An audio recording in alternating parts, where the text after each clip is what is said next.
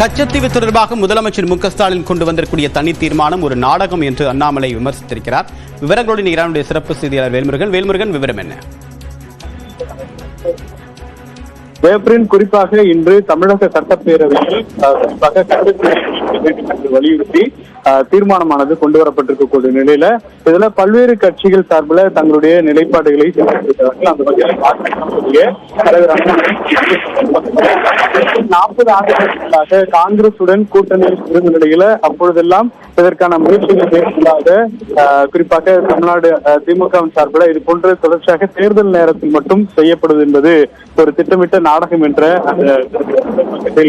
தெரிவித்திருக்கிறார். குறிப்பாக காங்கிரசுடன் சேர்ந்து கச்சத்தீவை இலங்கைக்கு தாரை பார்த்த பிறகு பலமுறை மத்திய அரசில் குறிப்பாக அமைச்சர் பதவிகளை மட்டும் வாங்கிக் கொண்டு கச்சத்தீவு விவகாரத்தில் கள்ள மௌனம் மட்டுமே சாதித்துக் கொண்டிருந்தது திமுக என்ற குற்றச்சாட்டையும் வைத்திருக்கிறார்.